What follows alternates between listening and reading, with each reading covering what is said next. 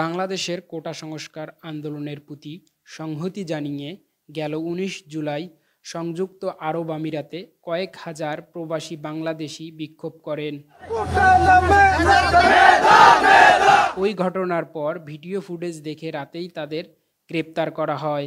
১ মাস ১৮ দিন কারাদণ্ড দেয় দেশটির আদালত। পরবর্তীতে অন্তর্বর্তীকালীন সরকারের প্রধান উপদেষ্টা ডক্টর মোহাম্মদ ইউনূসের সহায়তায় তাদের দেশে নিয়ে আসা হয়।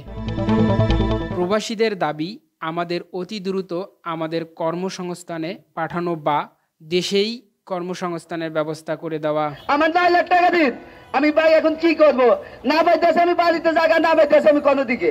আমার আত্মহত্যা ছাড়া আমার এখন আর কোনো উপায় নাই। বাংলাদেশ সরকারে যদি আমাকে সৌদি আরব পাঠানোর ব্যবস্থা করে, আমি তার কাছে ঋণী।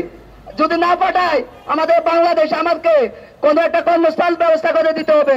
যদি না দেয় আমি ১ মাসের ভিতরে আপনারা সবার সামনে বলতে আছি আমি আত্মহত্যা করতে বাধ্য। সব সময় কেন প্রবাসীদের অবহেলা করা হবে? আমরা তো দেশের রেমিটেন্স যোদ্ধা, দেশের অর্থনৈতিক চাকাকে সচল রাখি।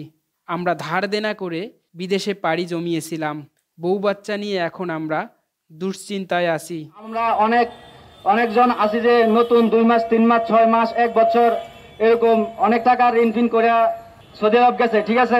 এমন লোক আছে যে সৌদি গিয়ে ১ টাকা পাঠাতে পারেনি, তো ওদের কি অবস্থা হবে?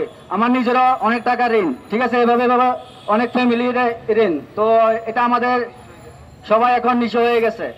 এখন আমরা পুনরায় কর্মস্থলে যাওয়ার জন্য বিশেষ করে আহ্বান জানাচ্ছি। টাইম নিউজ, মনিরুল ইসলাম।